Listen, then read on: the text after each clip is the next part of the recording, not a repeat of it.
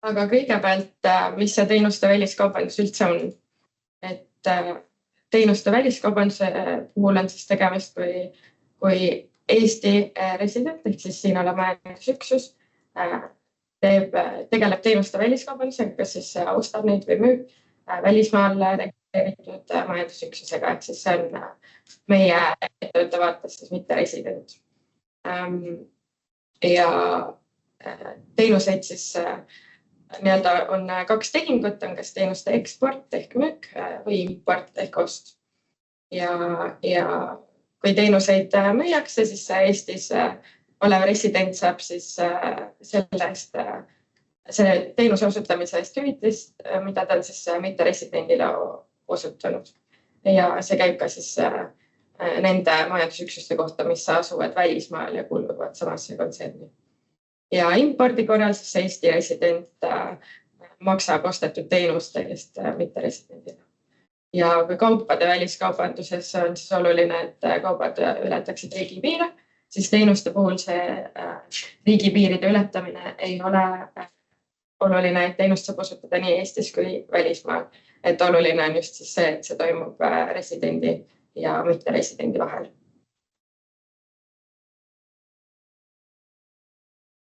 Kõigepealt tahaksin tänada, kes juba meile andmeid on esitanud, et tänu teile need teenuste väliskaubandusstatistika meil kokku saab.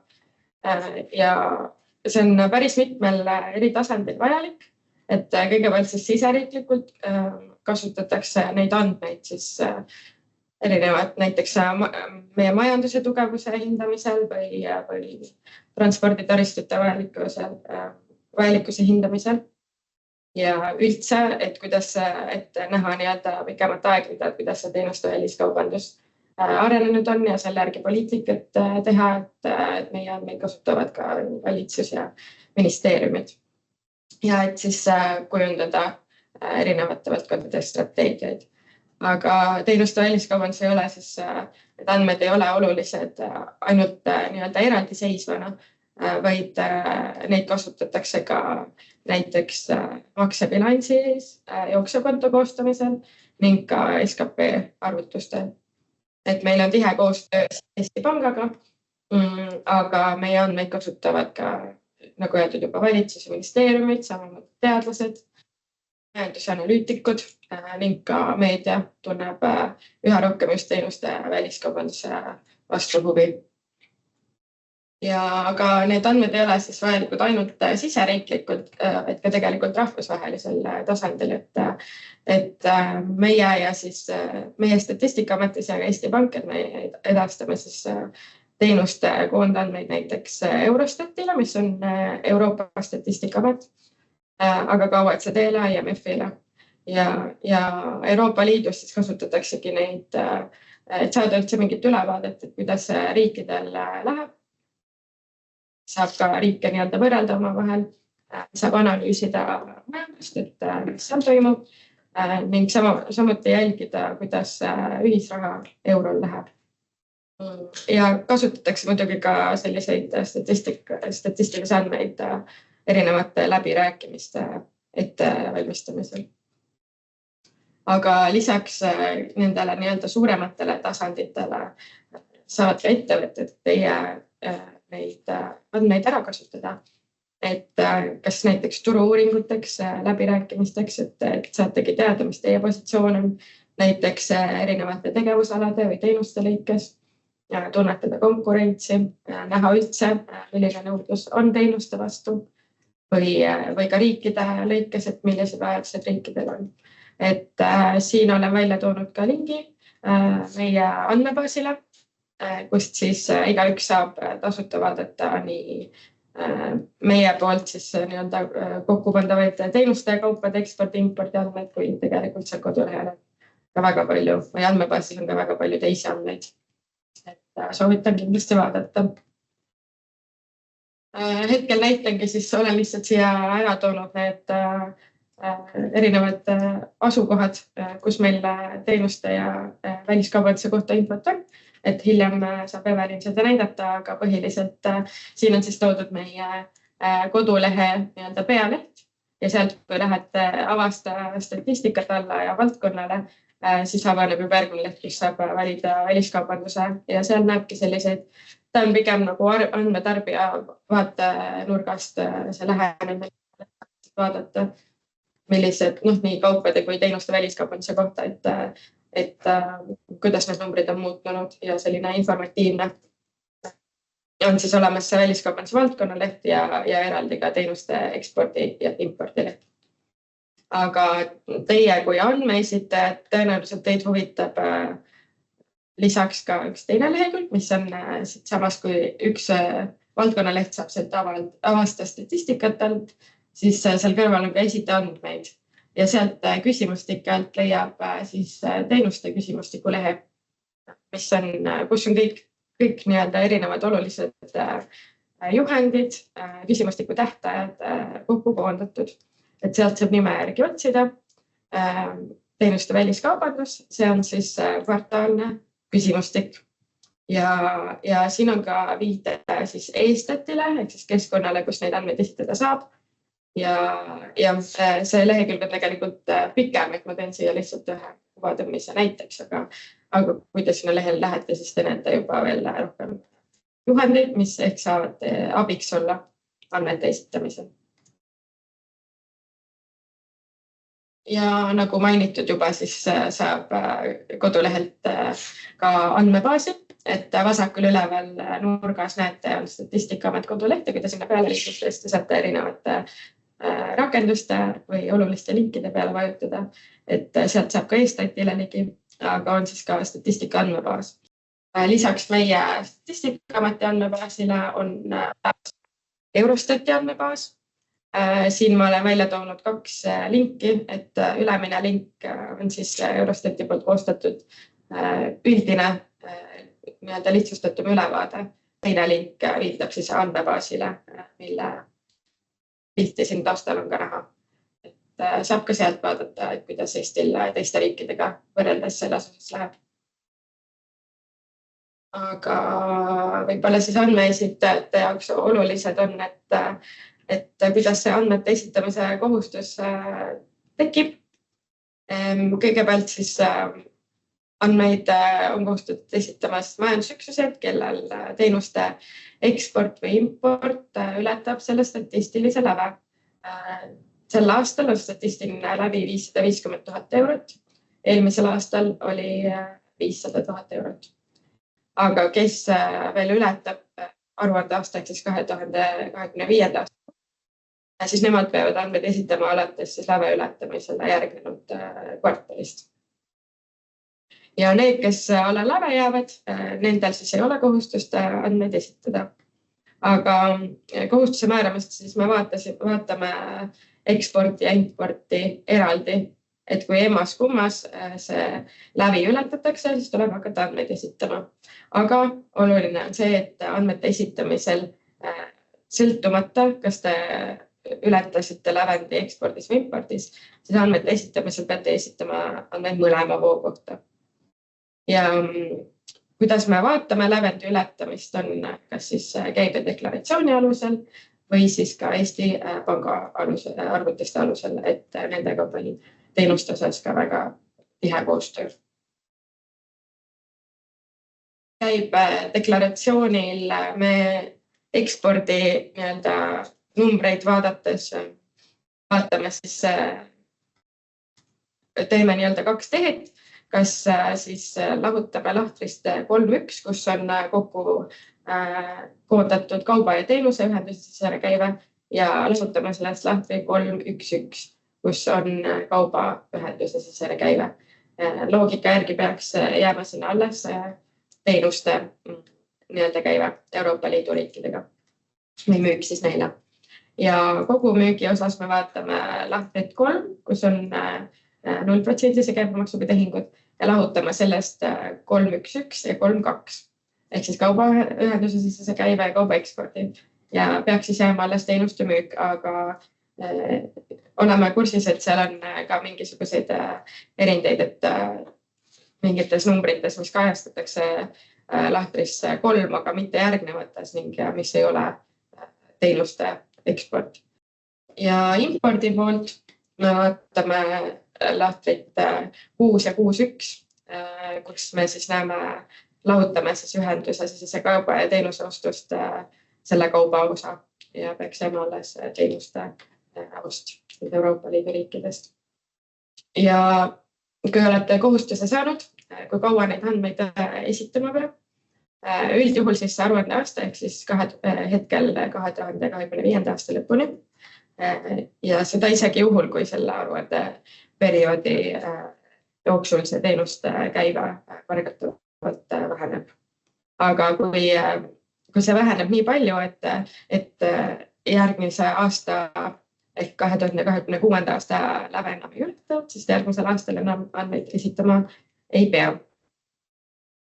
Ja hästi oluline on, et kui teie majandusüksus on siis ajutiselt tegevuse peatanud või likvideeritud või kui lihtsalt ei ole võimalik tähtajaks andmeid esitada, siis palun teavitage sellest meie kliendituge, kus neid andmeid esitada saab, on e-stati keskkonnas.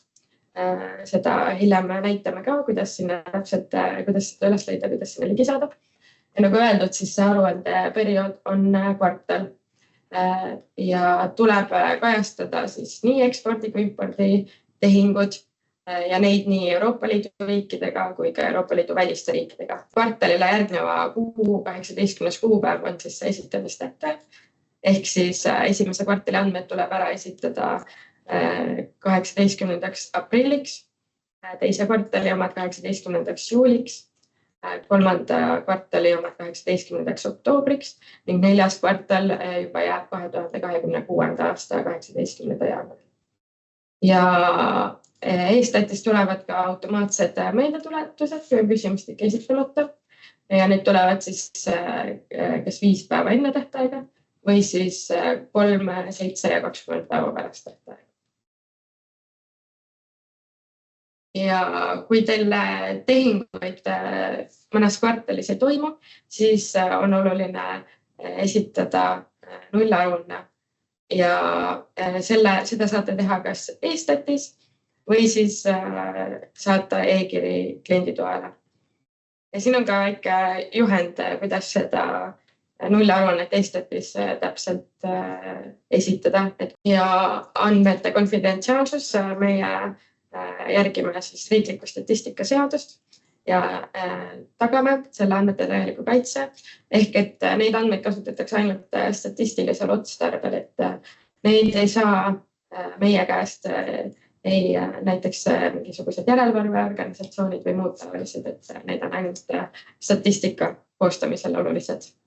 Ja need me avaldame siis teenuste väliskaubanduse andmed, kas avaldame või edastame ilma andmeesitajaid identifitseerimist ühendajate tunnusteta ja vähemalt ühes lahtris siis peab olema vähemalt 3 andmeesitaja koondandmed. Et kui on vähem, siis me neid numbreid ei avalda. Ja on olnud ka küsimusi, et miks Maksu- ja Tolliameti andmeid ei kasutata.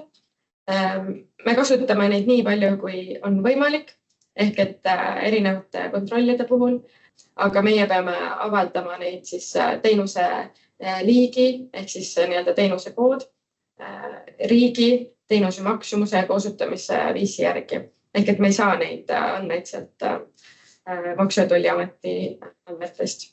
Nad ei kogu neid teenuse koodi või mitte residendi riigi koodi, maksumuste ja osutamisviisi.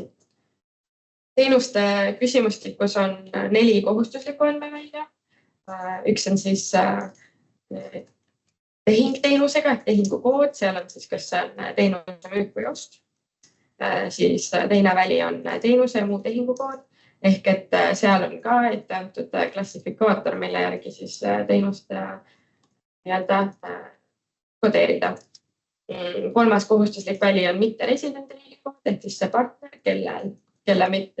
teine riik, kelle mitte residendilt teenust ostetakse või kellele müüakse ning teenuse maksumus. Ja meil on ka 3 vabatahtlikku välja. Teenuse peamine osutamise viis ehk et kas mingisugune piiriülene või läheb keegi kuskile kohale teenust osutama. Sellest ma räägin ka video pärast natuke lähemalt. Ja ka selle peamise viisi osatähtsus. Ning lõpuks siis 7. väli on iga kirja puhul eraldi, on märkuse ja selgituse lahte.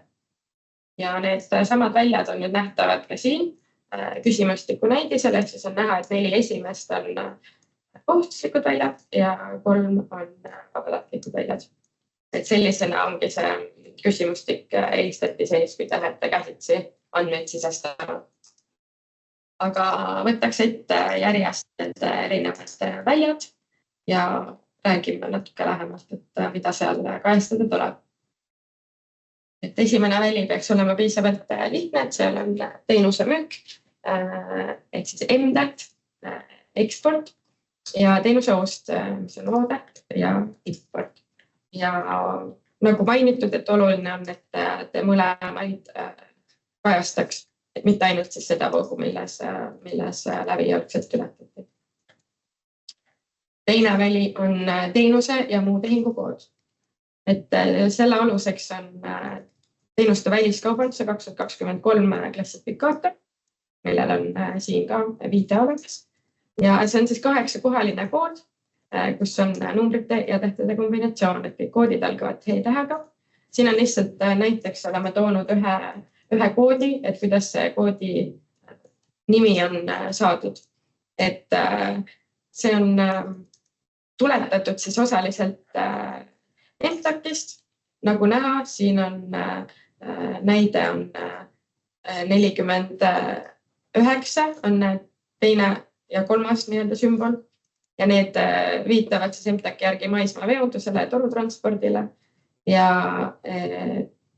järgmine number 1 viitab siis MTAC-i 491-le, mis on sõitjate linnade vaheline raudteevedu. Ning see MR tähis seal viitab siis mitte residendile. Aga see on lihtsalt näide ja võib-olla on abiks nendel, kes müüvad nii-öelda teenuseid, et siis oma nii-öelda MTAC-i järgi võib-olla algselt on lihtsam neid koode otsida, millal klassifitseerida need teenused. Käsiraamatus on meil ka toodud erinevad levinumad osutamise viisid, mis ma järgmistel slaididel näitan, aga siit näeb ka, et kui on näiteks see MTAC on 01 ja see on siis taime- ja loomakasvatus, jahindus ja neid teenindavad tegevusalad, siis seal on, sellest oleme tuletanud siis teenuse koodi T016 000 ja T017 000. Ja need ongi siis nii-öelda nagu näha seal MTAC-i järgi oma nime saanud teenuste koodides.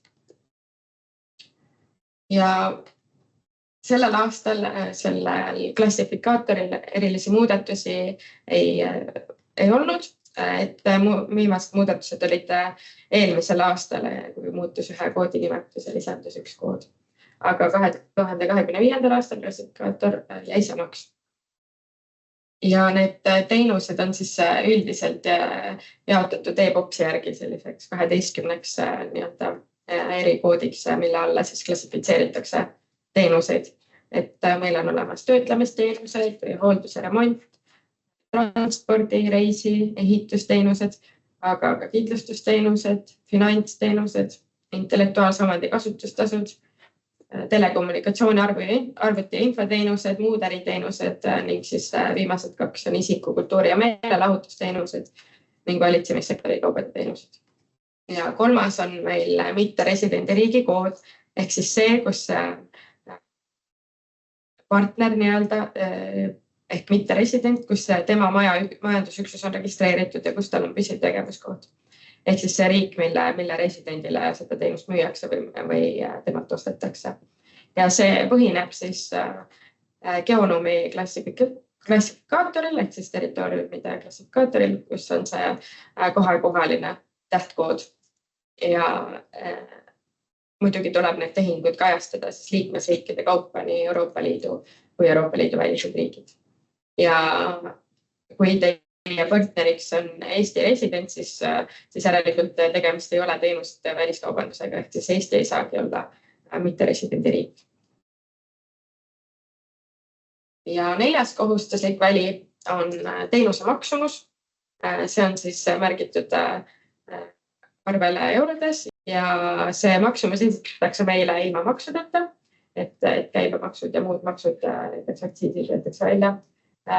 Ja summeerimine on lubatud, et kui teil on eriarved, aga teil on näiteks olete müünud või ostnud sama koodiga teenust samast kvartalis ja samast mitteresidendi riigist, siis võite need summad seal kvartalis kokku liita ja ühel real meile esitada, et ei ole oluline neid rividadel kajastada, võib-olla see teeb ka teie jaoks natuke lihtsamaks siis.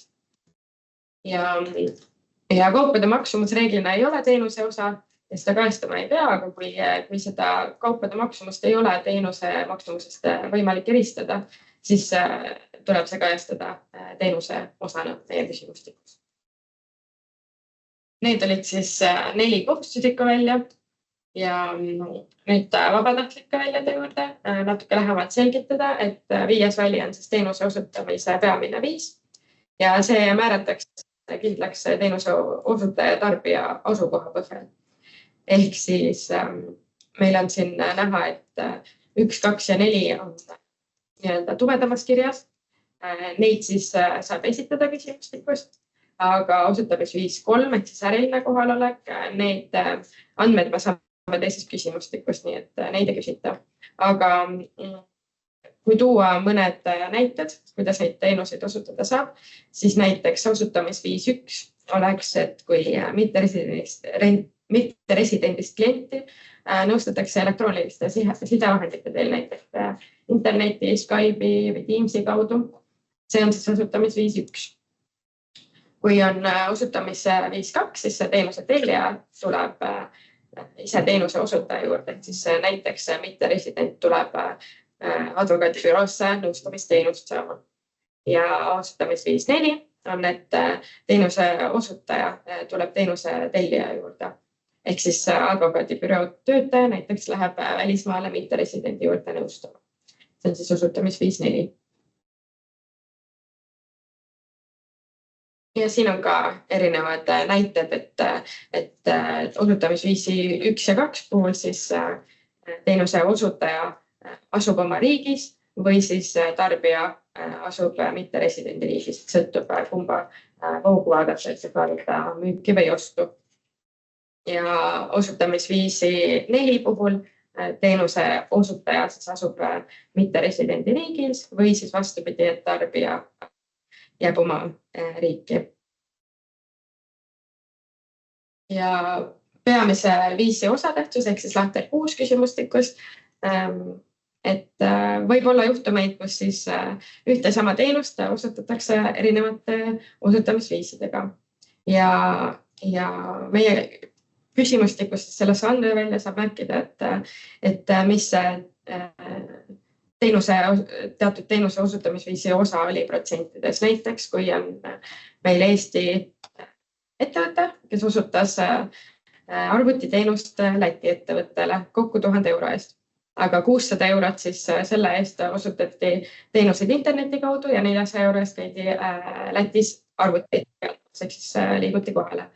Ja siis saabki näidata, et 1000 eurot oli siis teenuste summa kokku ja peamiselt piiriüleselt osutatud teenus ja selle osatähtsus siis 60%. Ja kui see väli peamise viisi osatähtsus jääb täitmata, siis automaatselt jääb siis sinna 100% selle osutamisviisi juurde. Ja viimane väli teenuste väliskaubanduse küsimustikus on märkuse lahter, ehk see ongi iga kirja juures ja seal on siis võimalik täpsustada, kui teil on selleks soovi. Aga võib-olla siis natuke metoodilisi tähelepanekuid või täpsustusi seoses selle küsimustikuga. Et on olnud küsimusi selle kohta, et kui on näiteks Eesti majandusüksus, ehk siis meie majandusüksuse vaatest mitte resident ja ta on registreerinud ennast välisriigis käibemaksu kohustuslaseks. siis seda ettevõtet ei saa ikkagi pidada mitteresidendiks, sest et ta on peamiselt ju Eestis ja ta on Eesti resident, kes lihtsalt osutab teenuseid välisriigis, et neid tehinguid ei kajastata teenuste küsimustikus.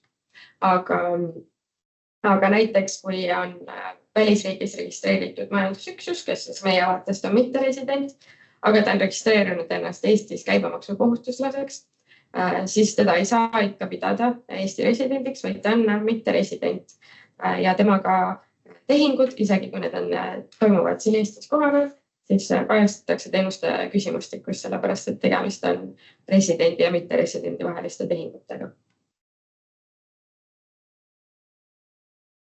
On ka olnud küsimusi käibemaksugruppide kohta, et neid siis teenuste väliskaubanduse küsimustikku peab käibemaksugrupi korral täitma iga esindusisik.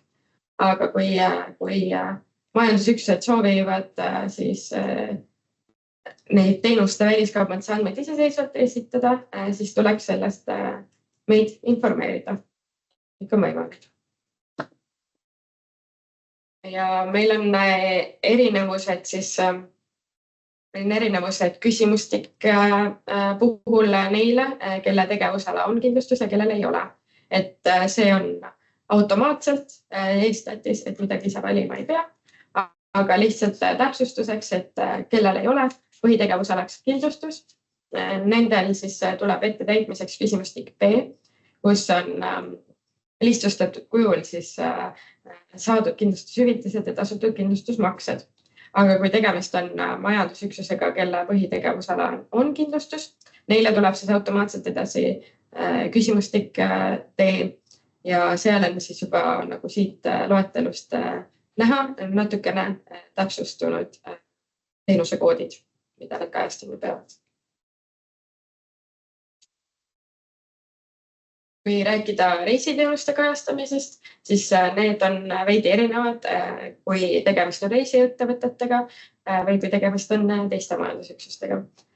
Reisiettevõtted, siis näiteks reisibürood, korraldajad, majutusasutused, sanatooriumid, need peavad kajastama kõiki reisi ja teisi teenuseid, mida nad ostavad või müüvad ning mille tehingupartneriks siis mitte resident on. Aga kui on teised majandusüksused, siis reisiteenustega seonduvalt peavad nad kajastama meie küsimustikus ainult sõidukulud, juhul kui nad soetavad need mitte residendid, näiteks välismaiselt sõitjate veoettevõttelt või internetist. Ja oleme toonud ka näite, et kui puiduettevõte töötaja lähetusse saadab, siis ta peab sealt küsimustikus kajastama vaid tema sõidukulud, kui need on soetatud mitte residendilt. Ja majutuskulud, linnamaksud ja muu lähetusega seonduv, neid ei kajastata siis teenuste küsimustikus.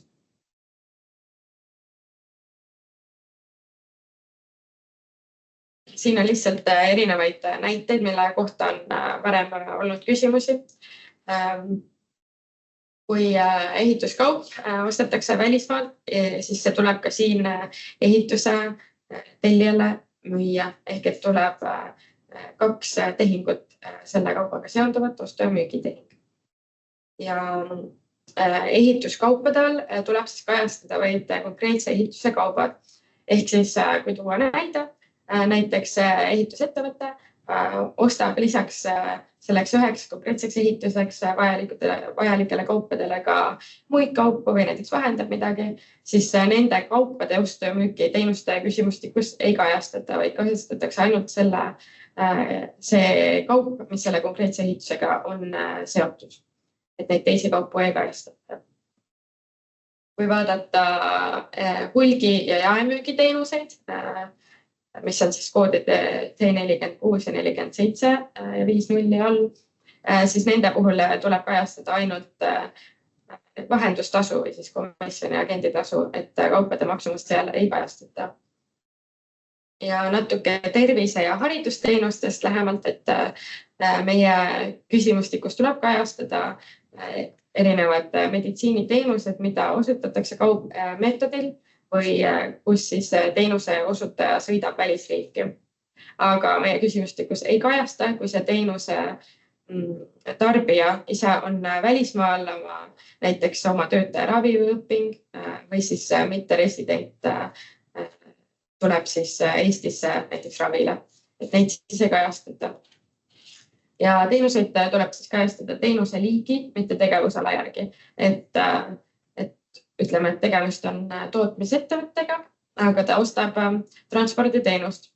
Et siis tema ei saa kajastada mitte ETAC järgselt seda toiduainete töötlemise teenuseid, vaid peab ikkagi kajastama transpordiliigi järgset koodi. Näiteks, seal on erinevaid transpordikoode, aga näiteks siis teine liige on 94B000, mis on siis kaubaveeteenused maanteel välismaale. Et selle järgi tuleb ikka kajastada, mis teenust siis osteti või müüdi. Ja selline väike nüanss veel, et kui Eesti mitte-ehitusettevõte tellib välismaal ehitustööd, siis seda ei kajastata meie küsimustikus, vaid seda loetakse kui investeeringut ning see siis kajastatakse Eesti Panga maksebilansi aruandes.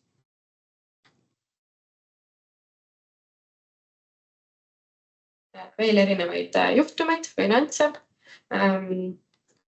Transporditeenuste puhul on kokku lepitud rahvusvaheliselt, et selle puhul on osutamisviis 1 ehk siis piiriülene teenuse osutamine ilma füüsilise kohtumiseta. Et see on rahvusvaheliselt kokku lepitud, et see tellija ja osutaja kokkulepe saavutati interneti teel.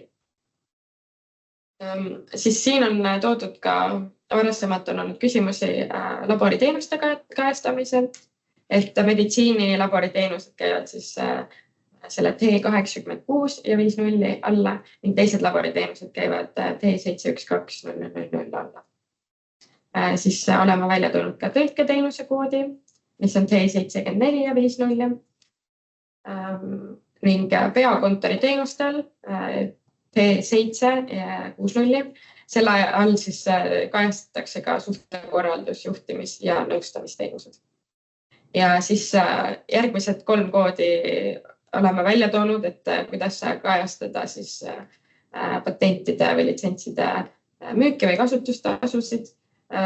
Et selle esimese ehk siis T691, selle all kajastatakse siis nende patentide litsentside müük ja ost.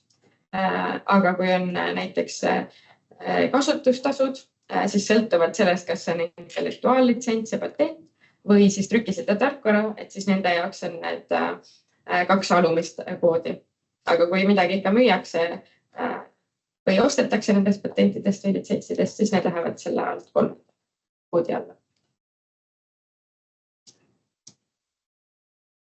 Meil on ka mitte residendi riigikoodi erisused välja toodud, et näiteks ehitusteenuse puhul, kui seda teenust osutatakse välismaal, on siis mitte residendi riigiks riik, kus ehitus toimub. Aga kui ehitusteenust osutatakse Eestis mitteresidendile, on siis selleks mitteresidendi riigiks riik, mille residendile teenust osutatakse. Ja kui ehituse tarbeks ostetakse näiteks Eestist kaupu, siis kaupade müügil märgitakse sama mitteresidendi riigi kood, kellele seda ehitusteenust osutatakse. Ja kui need kaubad tulevad mujalt kui Eestist, siis kajastatakse seda riiki, kus need kaubad osteti. Ja reisiteenuste puhul selline nüanss, et kui partneriks on internetiportaal, näiteks Booking, siis, ja selle residentsust ei ole tõenäoliselt võimalik määrata, siis mitte residendi riigiks riik, kus see teenus osutatakse.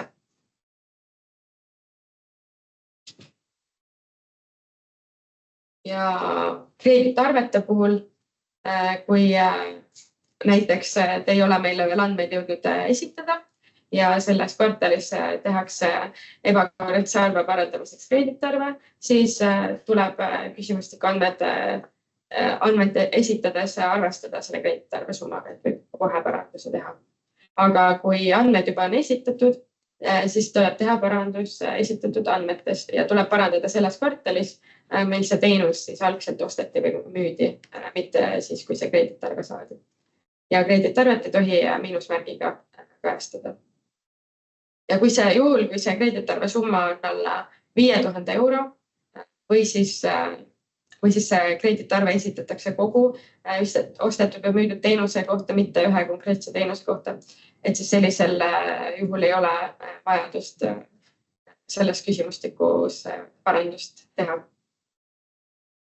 Aga infot on palju ja materjal on palju, aga oleme need siia kokku kondutud, sellepärast, et saaksite neile ühest kohast kompaktselt ligi, et on valdkonnaleht, on väliskaubanduse käsiraamat, on klassifikaator ja kõik muu vajalik ja ka videojuhend, kuidas seda küsimustikku täita. Aga meil siia lõppu on veel paar näidet jäänud, kuidas neid teenuseid ikka õigesti kajastada. Ja selline nüanss, et kui see majandusüksus on Eestis registreeritud, et osutab teenust mitteresidendile või saab teenust mitteresidendil, siis tuleb sellisel juhul see müük või ost kajastada ka siis, kui tasumine toimub näiteks välisriikides asuta pangakontode kaudu või on käibedeklaratsioon teises riigis esitatud või näiteks mitteresidendilt saadud või temale osutatud teenused on KMD peal mõnes muus lahtris deklareeritud või need lahtrid, mis me eespool millest juttu oli. Või siis tegemist on käibemaksuvaba teenusega, aga teenuse osutamine siis residendi ja mitteresidenti vahel on toimunud. Et sellistel juhul tuleb ikka need meie küsimustikus kajastada. Ja veel viimased näited, et kui on Eesti majandusüksus, mis osutab näiteks raamatupidamisteenust Soome majandusüksusele ja Eesti majandusüksus on ennast Soomes käibemaksukohustuslaseks registreerinud ja esitab Soome majandusüksusele arve selle osutatud teenuse eest. Ja ta esitab selle arve Soomes väljastatud käibemaksukohustuslase numbri all. Ja sel juhul peab siis Eesti majandusüksus näitama meie küsimustikus raamatupidamisteenuste müüki Soome.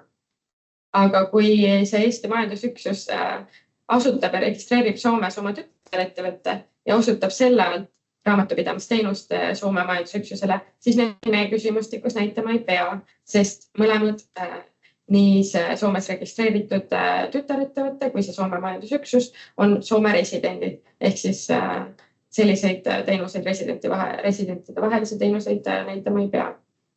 Aga kolmas juhtum, kui Eesti majandusüksus asutab ja registreerib Soomes oma tütarettevõtte ehk siis Soome resident ja osutab sellele raamatupidamisteenust. Sellisel juhul tegemist on residendi ja mitteresidendi vahelise tehinguga ning tuleb Eesti majandusüksusel näidata meie küsimustikus raamatupidamisteenuste müüki Soome. Sellised väiksed nüansid. Aga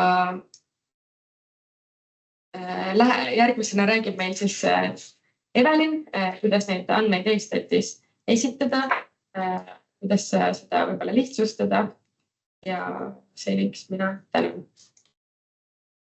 Tere minu poolt. Nii, ja see on nüüd meie koduleht, et ma kõigepealt siis üritan natuke näidata kodulehte, mida siin Jane viitas, et kust andmeid leida.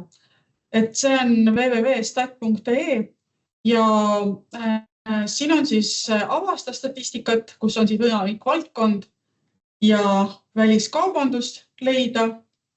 Ja siit väliskaubanduse lehelt siis saab näitajaid nii kaupade kohta kui teenuste kohta ja on uudised mõlema valdkonna kohta olemas, nii jaanuari oma kaupade pressiteade kui ka teenuste viimane pressiteade. Ja on siin mitmeid selliseid otselinke, otseteid. Siis siin esita andmete alt jõuate ka küsimustikeni. Et siia panete te küsimustiku linki, midagi linki või küsimustiku nime ja siin vaikselt kirjutasin juba teenuste väliskaubandus näiteks ja tulevad ilusti kõik need küsimustikud välja ja siit siis vastavalt sellele küsimustikule, aastapõld küsimustikule saate siis selle informatsiooni, otsese informatsiooni kätte. Ja siit saate ka minna Estati, samuti Estati saate minna läbi selle lingi, aga enne ma näitaksin teile veel ära meie andmebaasi. Üks võimalus andmebaasile ligi pääseda on avasta statistika alt. Ja teine võimalus on siin musta riba peal on koduleht ja siit tuleb ka andmebaas. Ja väliskaubanduse andmed, nii kaubad kui teenused on just väliskaubanduse andmebaasi peal. Kuna meie andmete maht on nii suur, siis natukene on rohkem nendes tabelites andmeid ja siin ongi valik. Lõpuks on kaupad ja siis kaupade analüütilised tabelid ja teenuse väliskaubanduse tabelid. Ja nüüd siin ongi kas siis kvartaalsed tabelid, need on siin eespool ja aastased tabelid on allpool. Et siin on erinevaid lahendusi ja võimalusi. Aga nii, läheks siis tagasi kodulehele ja näitaks teile siis Estati sisenemist siit võimalik ja võib ka mustalt ribalt. Estati ma eeldan, et olete juba kõik katsetanud, mina armastan Smart-ID-d, aga vahepeal ma jõudsin endale selle sisenemise teha. Ja esimene asi kohe, kui te hakkate tööle, et siis võib-olla algselt on siin versiooni kestvus 20 minutit. Et kui te tahate, et teil oleks pikem versioon, siis valige kohe see 90 minutine, et on võimalik natuke rohkem toimetada. Nüüd, kui me räägime sellest, et näiteks teil ei ole olnud mingil kvartalil tegevust, ei ole toimunud ühtegi teenuste ostu ega müüki, siis nii kui te jõuate siia teenuste väliskaubanduse lehele, selle esimese lillekese alt saate kinnita perioodid ja siit saate siis valida põhjuse, näiteks tegevus on hooajaline ja valite siit siis need kvartaliperioodid. No kinnitame praegu ette, ta annab meile küll veateate, et me natukene tahame ja kas või see, et pole ja kinnitan, näiteks võtame juhtumi, kõigepealt näitan ära, et see silm on see, et sellega saate vaadata oma küsimustikku. Te ei saa seal midagi muuta, te saate ainult vaadata. Kui te nüüd võtate pliiatsi, siis te saate muuta ja kõike teha. Et teeks sellise, soovin jätkata. Teeks sellise situatsiooni, kus me tühistame küsimustikku. Et siin on nii-öelda perioodide tegevuste ajalugu. Nii, kus ta kadus? Ja, et siin oleme me toimetanud ja te näete siis ka iseenda kohta, kui te olete ühes perioodis mitu korda sees olnud, kinnitanud, muutnud, pooleli jätnud, siis siin tegelikult on see ajalugu täiesti olemas. Siis siin on veel võimalik tühista küsimustik. Ja ta küsib loomulikult, et kas ma ikka olen kindel selles, et kuna ma tahtsin teile näidata andmete laadimist ja juurdepanekut, et siis ma teen seda meeleldi. Ja siin on ka olemas, et kuva muutuja koodid. Et need on nüüd nii-öelda statistilised koodid. Esimesel lehel, sellel nii-öelda A-lehel on info andmeesitajale. Et siin on olemas nii-öelda küsimuse täitmiseks käsiraamatud ja veel mõningad sellised väikesed abivahendid. Aga küsimustik ise on siin B kaustas ja kui te nüüd tõesti olete kindlustusettevõtte, nagu Jane ütles, et kindlustustel on eraldi küsimustik, siis te saate sellise kindlustusküsimustiku. Aga jah, see on juba teil eos nii-öelda paika pandud, et teie nagu kahe küsimustiku vahel valima ei pea. Nüüd on mul võimalik siis siin laadida neid andmeid ja siin on veel üks nii-öelda lillekene, mis on võimalik tühjendada tabel. Ehk sellega ma tegin terve küsimustiku tühjaks ja ma pidin uuesti välja minema. Selle puhul ma saan ainult selle tabeli tühjendada ja tegelikult me eraldi välja minema uuesti ei pea. Aga üks võimalus on tõesti alustada täitmist nii-öelda ükshaaval. See on võib-olla mõistlik teha siis, kui teil on seal alla 10 erineva teenuse.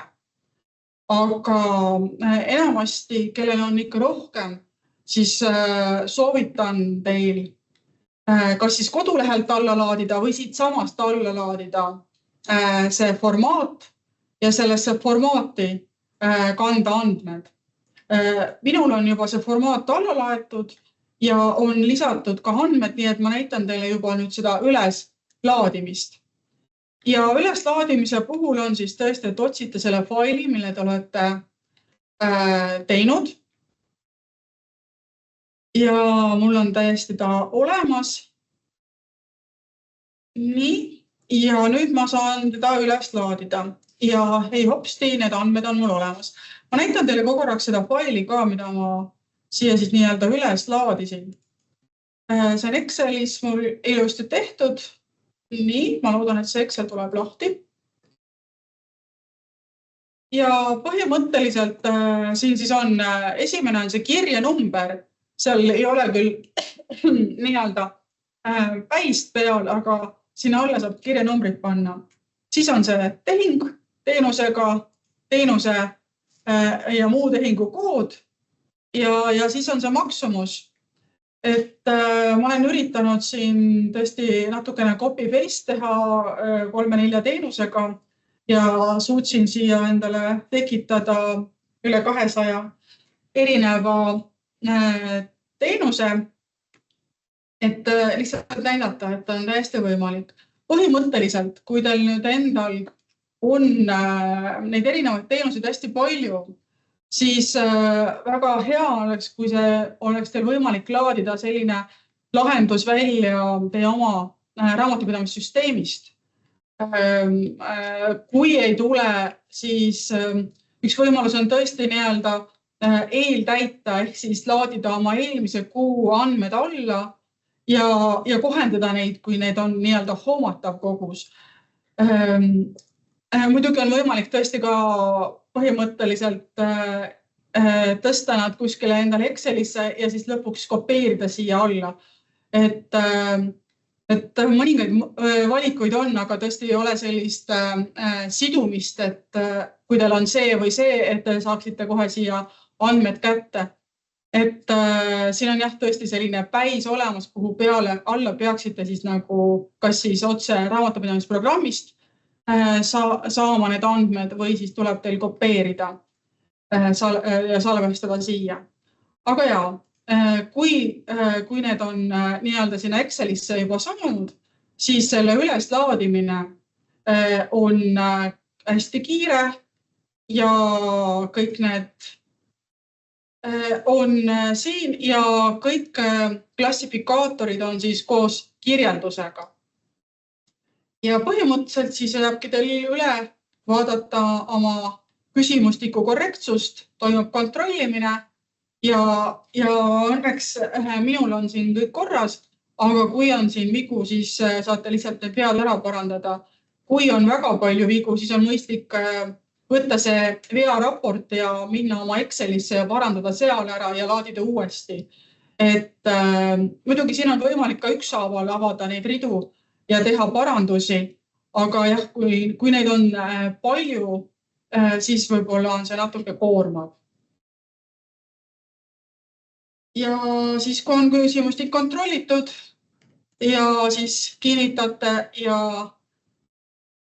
on andmed esitatud.